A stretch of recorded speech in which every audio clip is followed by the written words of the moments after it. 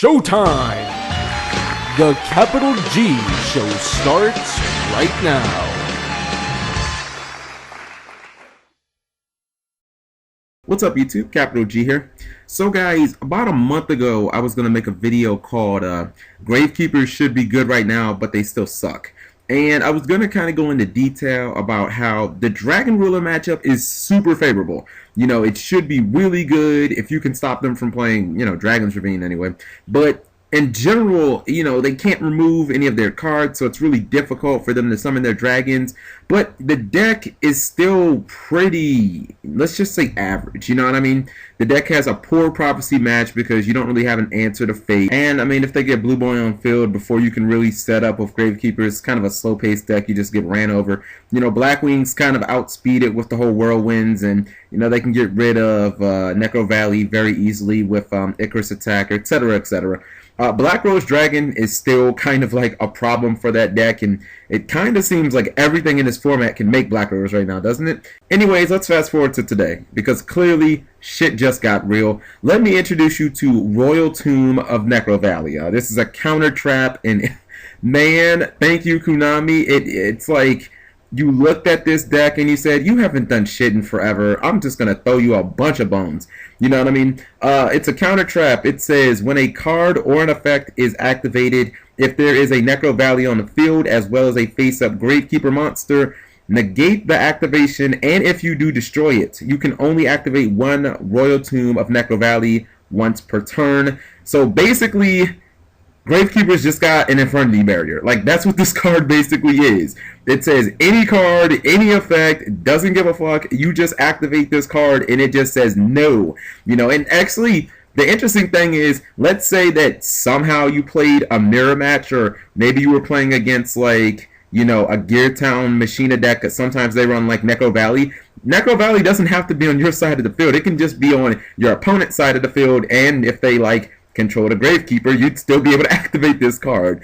But yeah, this card is basically Infenity barrier for Gravekeepers. You know, of course you do need Necrovalley on the field, which I personally think is like the equivalent to the no hand condition for Infenity barrier. However, your Gravekeeper doesn't have to be in attack mode, so that's kind of like a bonus because a lot of the GK monsters have really good defense. Obviously, Spy and Guard and everything else kind of just, you know, goes downhill from there, but those two are the defensive powerhouses.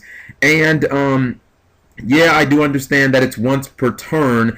Obviously, they didn't want to make it as OP as something like Infenity Barrier and just those ridiculous locks. But with effects so powerful, I mean, should you really need to use that many? Like, should you have to use multiples in a turn? I don't think so. So let's go into quickly how this card drastically makes the deck better. For starters, it solves a huge problem that the deck has right now, and that's the fact that people just simply answer Necrovalley by just playing their own field spells over it, and since MST doesn't really fit well into GKs, and it never really has because you already have removal with a Descendant, you know, Gravekeepers really don't have an answer to that play. You know, you used to have Solemn Judgment, which was even kind of desperate, but you don't even have that anymore.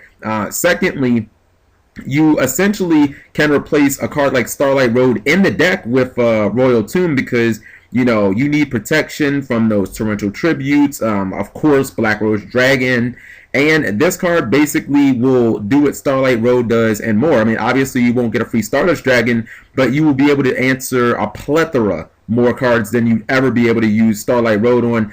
In addition, you could just stop things like Royal Decree, which you probably know people are going to side in against you, Trap Stun, you know, yada, yada, yada. And I think that this card is just, it's going to work wonders for this deck. You know, Gravekeepers is a deck where it always invested a lot onto the field because the playstyle of the deck pretty much dictated that, not only because it made, you know, it got you the most out of a card like Royal Tribute, but, you know, with your monsters on board, you could obviously just try and end the game quicker. And, you know, Gravekeepers needed their back row to kind of get rid of monsters because you only really had one form of removal. So, you know, this card protects your monsters, it protects your Necrovalley, which is pretty difficult outside of, I guess, Master Key Beetle. And one thing that this does that this deck really hasn't had in a long time, it gives you like your stun ability back. Like, remember when GKs were actually tier 1, you know, for like that little flash in the pan? This was when Solemn Warning was like at 3 and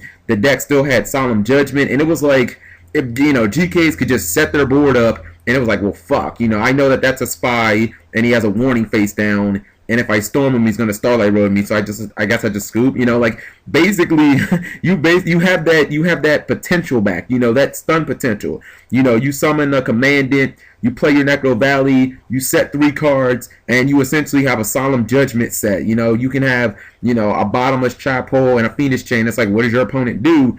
So I'm completely on board with this. I really hope that Legacy of the Valiant is about this. It's about empowering older decks. You know what I mean? It's always great to have new archetypes, but let's be real. How many of them come out and just flop, as opposed to empowering the older archetypes that have already established that they're playable and have been playable at the highest level? You know, this is a card that it's going to make Gravekeepers playable again, and we haven't been able to say that in a very long time, at least not on the highest competitive level. Thank you guys for watching, as always, and let me know what you guys think of this card. I think it's fantastic.